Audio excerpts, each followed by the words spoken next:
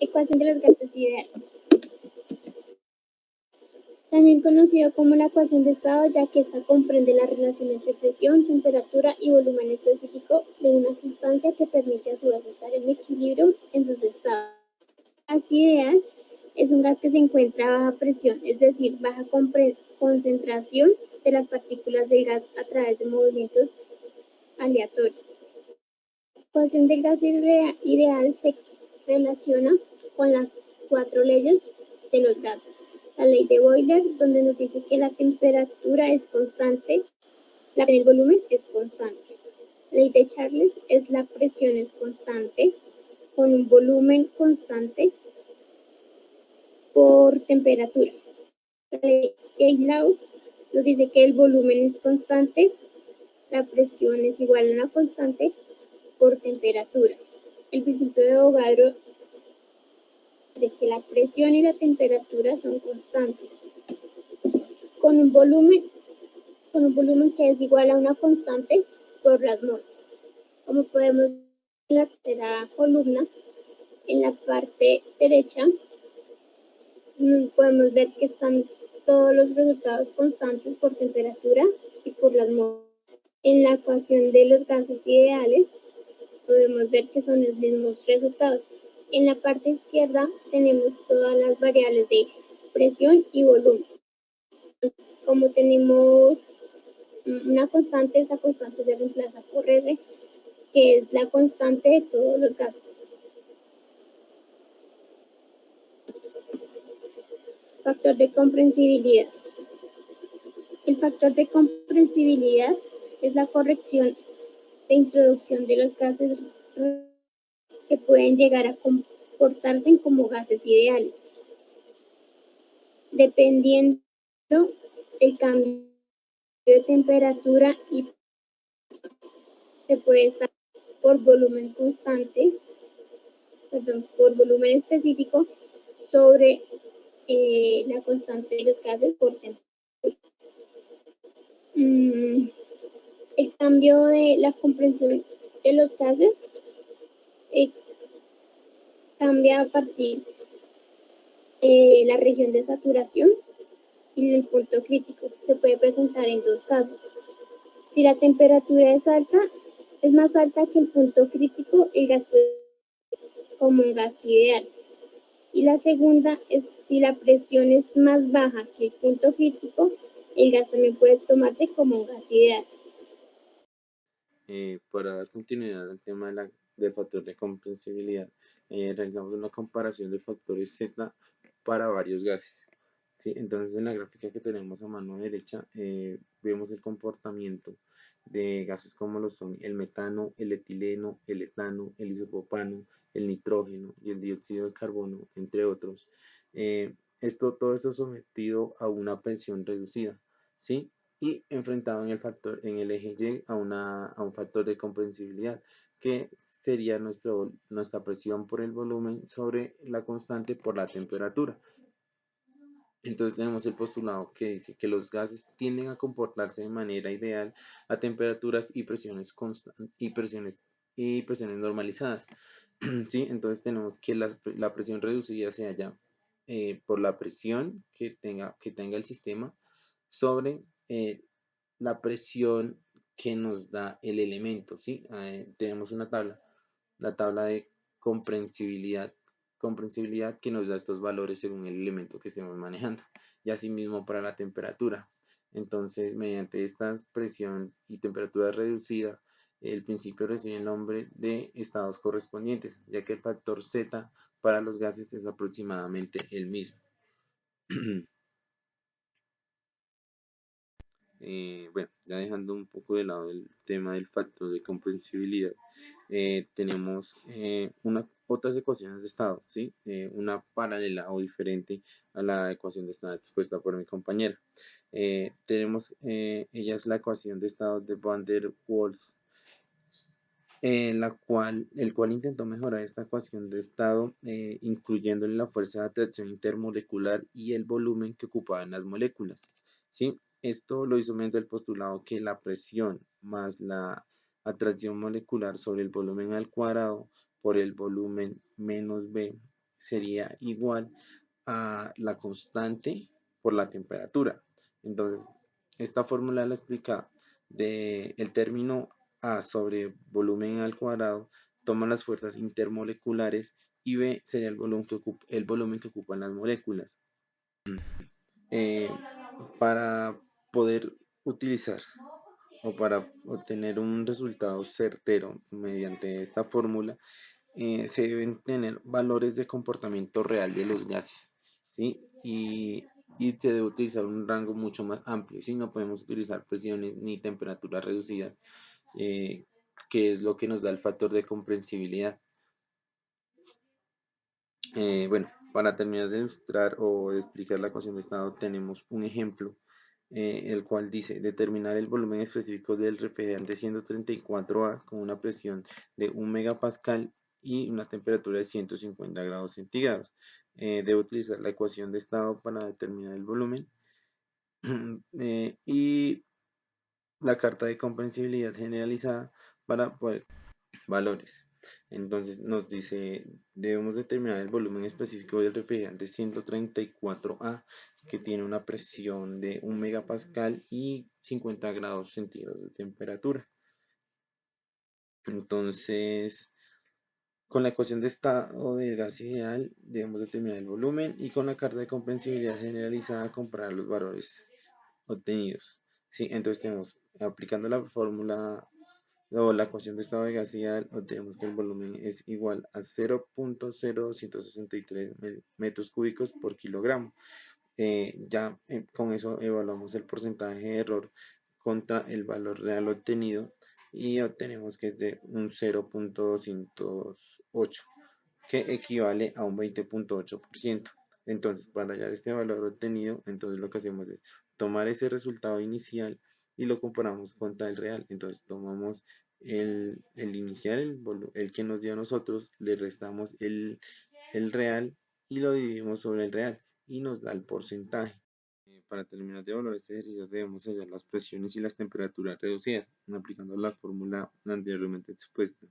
Entonces, con estos valores obtenidos, vamos a la gráfica de generalizada de comprensibilidad y obtenemos que el factor de comprensibilidad o Z es igual a 0.84.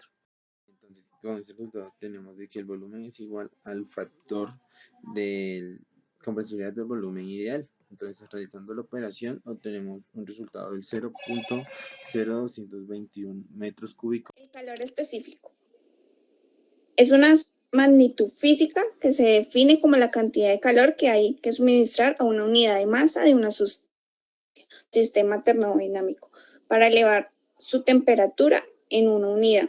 Esta medida es medida en varias escalas. En general, el calor específico depende de la temperatura inicial y se representa con la letra C minúscula.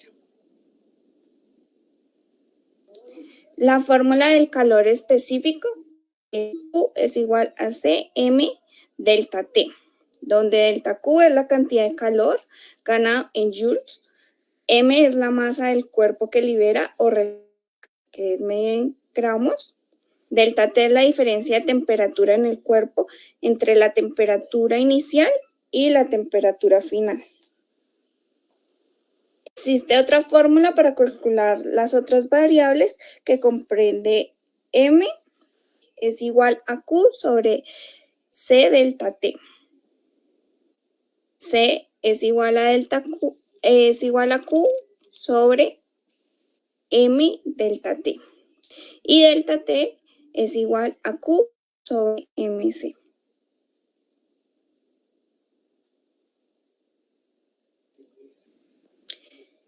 El calor específico a volumen constante. Desde el punto de vista físico, el calor específico a volumen constante se puede considerar como la energía requerida para elevar en 1 grado la temperatura de una sustancia, cuando el volumen se mantiene constante. El calor específico a la presión constante es siempre mayor que el calor específico a volumen constante, porque la presión es constante y permite que el sistema se expanda y la energía para este trabajo de expansión también puede suministrar el sistema. Vamos a ver ahora cómo relacionar a la energía interna, la entalpía y los calores específicos en líquidos y sólidos. Inicialmente decimos que una sustancia, volumen específico o densidad es constante, se llama sustancia incomprensible. Entonces, debido a que los volúmenes específicos de sólidos y líquidos en esencia permanecen constantes durante un proceso, a estos se les puede tomar como incomprensibles.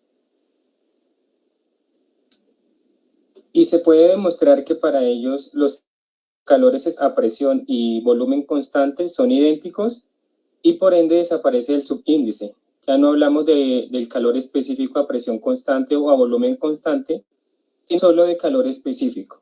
Y al igual que los gases ideales, el calor específico solo varía con la temperatura y para pequeños cambios de temperatura se puede aproximar a constante. Entonces, en el caso de los sólidos, tendremos que el cambio de la entalpía es igual al cambio de la energía interna igual a C por delta de T. O sea, calor específico, la integral nos queda C por delta de T.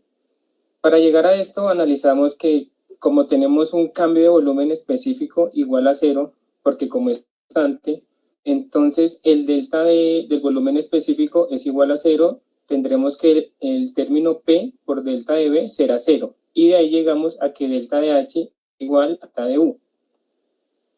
En el caso de los líquidos, generalmente trabajamos dos casos diferentes. Uno cuando tenemos presiones constantes, que será igual que los delta de H igual a delta de U igual a C por delta de T. Y cuando tenemos temperatura constante, vamos a tener que delta de H es igual a volumen específico por delta de P, el delta de presión.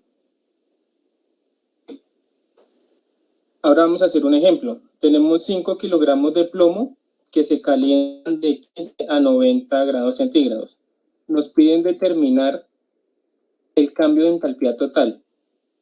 Este es un sólido que está cambiando de temperatura.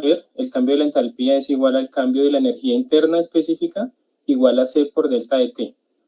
Buscamos en las tablas el valor de C del calor específico del plomo a esa temperatura y vamos a encontrar que es igual a 0,128 kilojoules sobre kilogramos por Kelvin. Reemplazamos, entonces vamos a tener que ese cambio de entalpía específica, que es igual al cambio de energía interna específica, 0,128 por 90 menos 15, y eso es igual a 9,6 kilojoules sobre kilogramo. Nos están pidiendo el cambio de entalpía, pues no la específica. Entonces recordamos que una propiedad específica es la propiedad sobre la masa.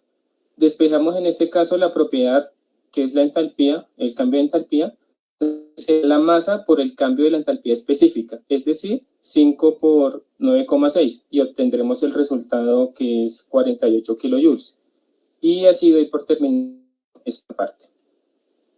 Dando con el tema de energía interna, entalpía y en gases ideales. Se define un gas ideal como un gas cuya temperatura, presión y volumen específicos se relacionan la presión por volumen igual a la constante R por la temperatura. Se ha demostrado en forma matemática y experimentalmente que para un gas ideal la energía interna es solo una función de la temperatura. Es decir, energía interna es igual a la energía interna por la temperatura. Un ejemplo tradicional que realizó Joule, lo que hizo fue sumergió en agua dos recipientes conectados por medio de un tubo y una válvula. Inicio, uno de los recipientes tenía dentro aire a una presión alta y el otro estaba al vacío. Una vez que se alcanzó la igualdad térmica, abrió para permitir el paso del aire de un recipiente al otro, hasta que se igualara la presión. La presión Joules al comienzo no notó ninguna alteración en la temperatura del agua y supuso que no se transfirió hacia parte del aire. Como tampoco se hizo trabajo, concluyó que la energía interna del aire no ha cambiado aunque el volumen y la presión cierran. Por consiguiente, pensó la energía interna es una función de la temperatura únicamente y no de la presión o del volumen, realizando la siguiente fórmula que es entalpía es igual a la energía interna más la constante R por la temperatura. Dado que R es constante y la energía interna por la temperatura, se deduce que la entalpía de un gas ideal es también solo una función de la temperatura. Entalpía es por la temperatura. Puesto que para la energía interna y la entalpía depende únicamente de la temperatura, los calores específicos del volumen constante y la dependen también a lo sumo solo de la temperatura. Por lo tanto, a temperatura dada, la energía interna, el volumen constante y presión constante de un gas ideal tiene valores fijos sin importar el volumen específico o la presión. Para gases ideales, las derivadas parciales de las ecuaciones serían las siguientes, que serían volumen constante sería la derivada de la energía interna, derivada de la temperatura, y para presión constante sería la derivada de la entalpía sobre la derivada de la temperatura. Se puede reemplazar por derivadas ordinarias, entonces los cambios diferenciales en la energía interna y la entalpía de un gas ideal se puede derivada de U, sería la entalpía, la energía interna, es igual al volumen constante por la temperatura, por la derivada de la temperatura. De la misma manera sería la entalpía con la presión constante. En cambio, el cambio interna o la entalpía para un gas ideal durante un proceso de paso de estado 1 al estado 2, se determina integrando estas ecuaciones. Sería la diferencia de la energía interna, que sería entre la integral del estado 1 y el estado 2, volumen constante por la temperatura, por la derivada de la temperatura, y de esta misma manera se hace la diferencia para la presión constante. Estos resultados nos da valores en kilojoules o joules sobre kilogramos. Relaciones de calores específicos de gases ideales. Una relación específica entre volumen constante y presión constante se obtiene al derivar la relación de entalpía es igual a energía interna más la constante R por la temperatura, lo cual procede a la siguiente fórmula. Derivada de la entalpía, derivada de la energía interna, derivada de la temperatura. Si se reemplaza derivada de la entalpía por presión constante por la derivada de temperatura, derivada de la energía interna por volumen constante por la derivada de la temperatura, y se divide la expresión en la derivada de la temperatura, se tiene la siguiente fórmula, que nos da valores en kilojoules o joules sobre kilogramos por Kelvin o Celsius. Esta es una relación importante para gases ideales porque permite determinar el volumen constante si se conoce la presión constante y la constante del gas R. Cuando los calores específicos aparecen en base molecular, para reemplazarse R en la ecuación anterior por la constante universal de los gases. Sería R universal. En este punto se introduce otra propiedad de gases ideal conocida como relación de calores específicos, K, que se define como K a la presión constante sobre el volumen constante.